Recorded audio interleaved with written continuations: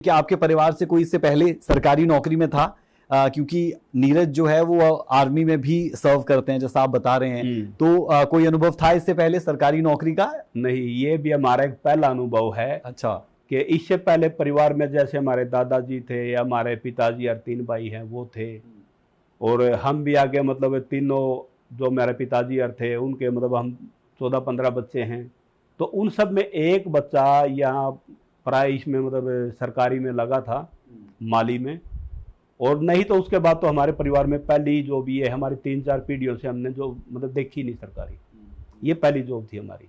अच्छा। ये भी हमारे लिए बहुत बड़ा खुशी का पल था। और देश की सेवा करना एक पटल पर तो कर ही रहे हैं स्पोर्ट्स में, और दूसरी तरफ से भी सेवा करना ये बहुत ज़रूरी हो जाता है। क्योंकि हम नीरज की बात कर रहे हैं तो मैं आपकी बात भी करना चाहूँगा।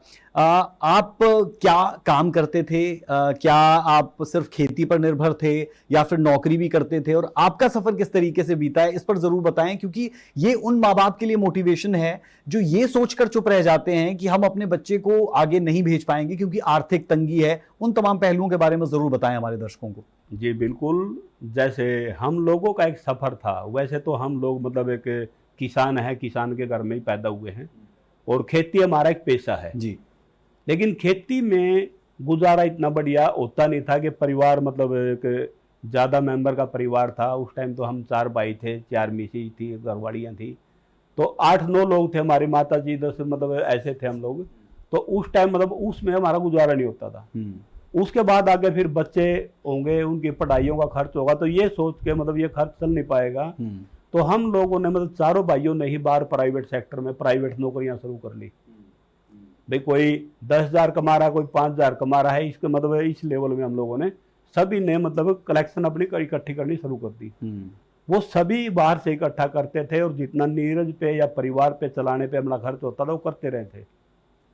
तो वो एक मतलब ऐसा एक जर्नी थी पूरे परिवार के लिए, भाई बाहर हम लोग काम नहीं करेंगे तो घर नहीं चल पाएगा। तो हम लोगों ने खेती के साथ साथ बाहर भी अपना प्राइवेट सेक्टर में जॉब की है। बिल्कुल, तो ये दर्शकों के लिए एक सीखने वाली चीज़ है कि कोई भी ऐसे ही उस मुकाम तक नहीं पहुंचता। धीरे धीरे, कदम दर कदम, सीढ़ी दर सीढ़ी आपको चढ़नी होती है, तभी आप शिखर पर पहुंच सकते हैं। और हर किसी के लिए मुश्किलें रहती है, आप जहां पर है वहां से कैसे बेहतर कर पाएं, ये जीवन का संघर्ष ही तो है।